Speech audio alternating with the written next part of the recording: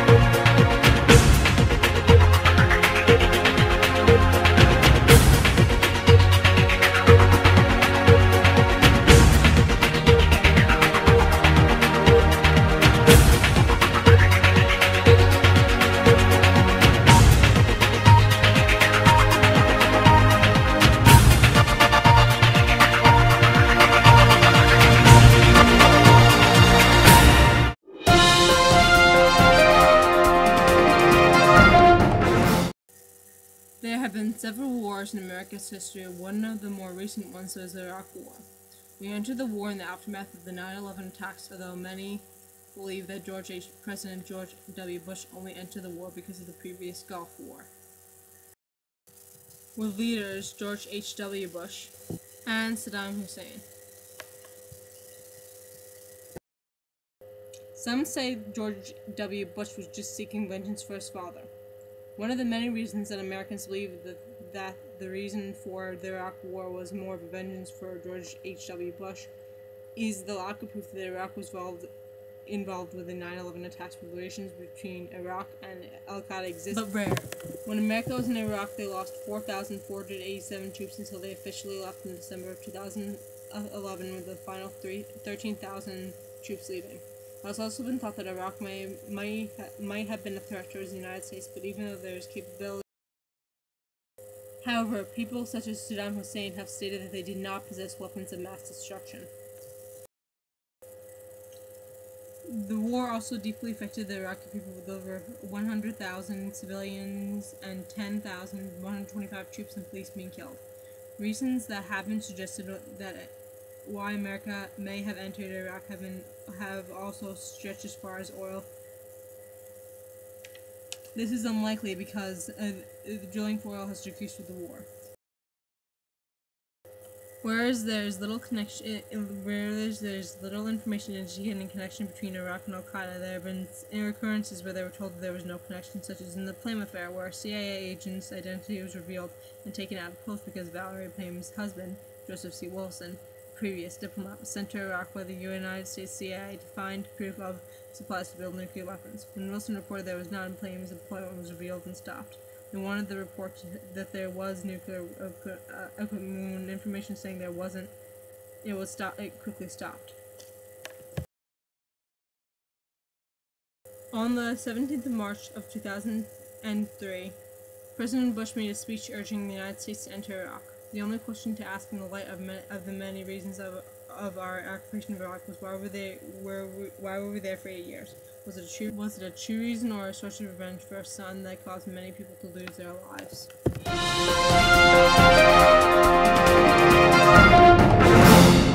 After the U.S. removal of power from Saddam Hussein in April of 2003, outbursts and acts of violence turned into a very common thing in Iraq. Dating back to the 7th century, there have been tensions between the Sunni and Shiite Muslims. These tensions continue today as one of the most confusing and controversial battles. But where did this conflict come from? It started in 661 AD as a battle over who should be the next leader of their Islamic community. The Sunnis and Shiites disagree mainly about who should control the power of their country. Then in 1979, Saddam Hussein became the president. Hussein, the 5th president of Iraq, was a Sunni, and with the Shiites trying to overthrow the government and gain independence, Hussein opposed them forcefully. After the United States removed Saddam Hussein and executed him from the country, the uprisings and battles between the Sunni and Shiites exploded across the community. Iraq was in a civil war.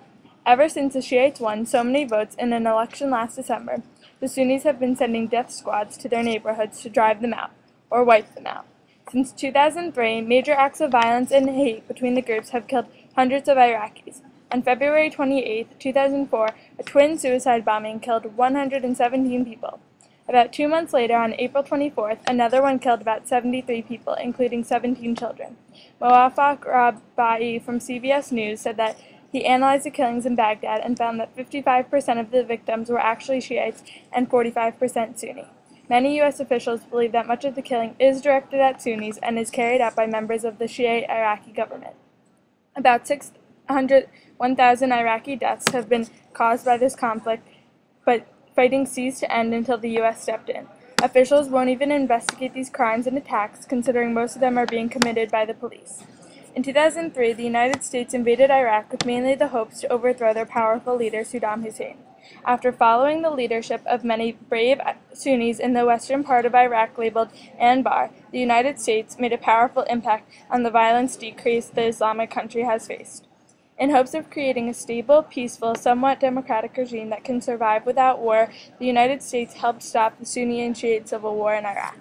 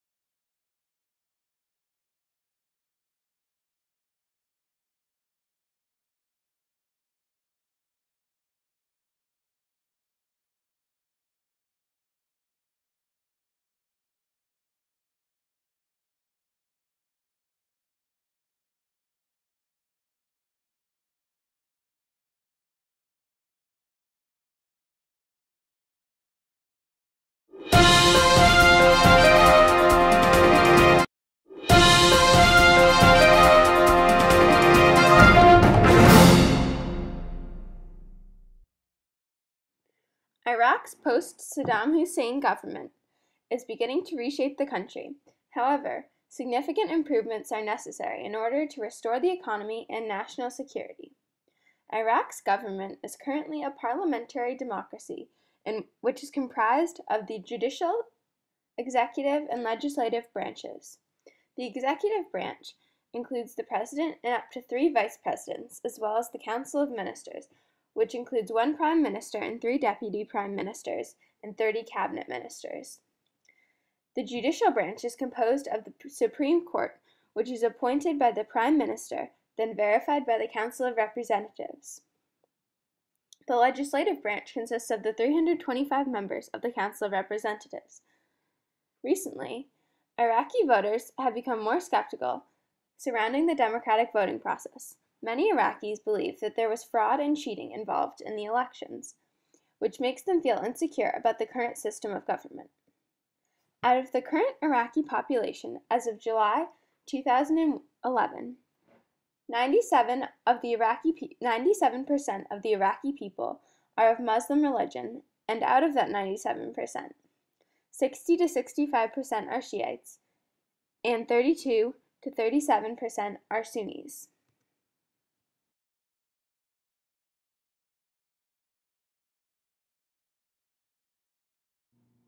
Nouri al-Maliki, a Shiite, is the current Prime Minister of Iraq, who has been involved in Iraq since he assumed office as the premier in May 2006. Jalal Talabani, a Kurd, currently age 78, is the current president of Iraq. He has been in office as president since 2005.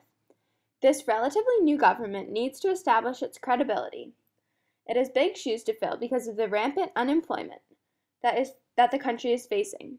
Immense economic reform is needed in order to employ the approximately 450,000 younger Iraqis entering the workforce each year. According to a 2009 labor force analysis, 18% of Iraqi people are unemployed. Iraq is still in need of support and attention from the U.S., even after the troops come home. However, the American benefit of involvement in Iraq is minimal. The war turned out to be beneficial for Iraqi businesses, however, much less profitable for American businesses. The old commercial fairgrounds were destroyed by the post-Saddam Hussein government, and the government invited nations from all over the world to start businesses in Iraq under a new economy.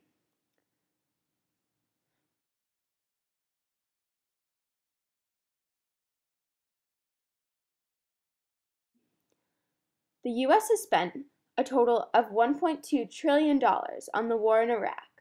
To put this into perspective, $200 billion is spent each year in Iraq, whereas only $35 billion could fund universal preschool for 3- and 4-year-olds.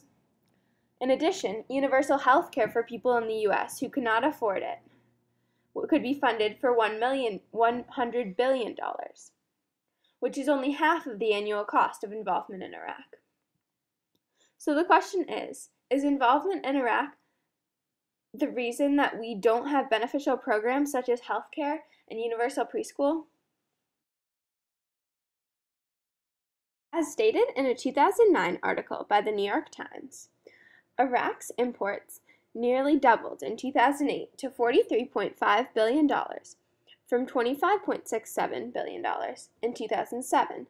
However, imports from American companies stayed flat at $2 billion over that period.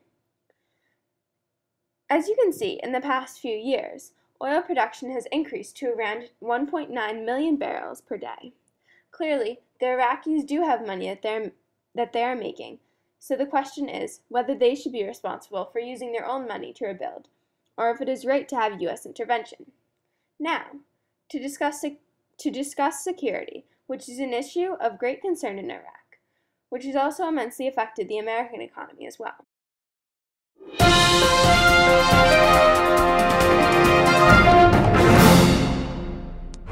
The status of Iraq's security has improved from where it was just a few years ago. In 2003, the United States invaded Iraq after Saddam Hussein refused the ultimatum given by the United Nations. He was told that if he did not allow UN inspectors to view his country's weapons program, then the U.S. would invade. After 8 years, the U.S. officially pulled out all troops in Iraq, and the invasion was over.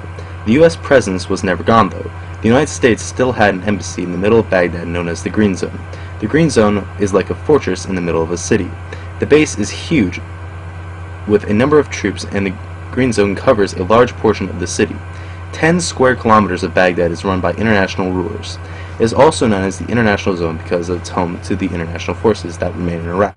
The United States also has a large number of military advisors that are watching over the new Iraqi government and military. The United States has also hired private contracting companies to guard the American and foreign dignitaries. They are also good for the security of job sites and many other situations that are present in Iraq, such as political buildings and military sites. They are widespread and a good alternative for conventional forces. Although the United States are no longer in Iraq, the security continues to improve. The number of attacks on civilians has dropped, and the enemy forces have, for the most part, been wiped out.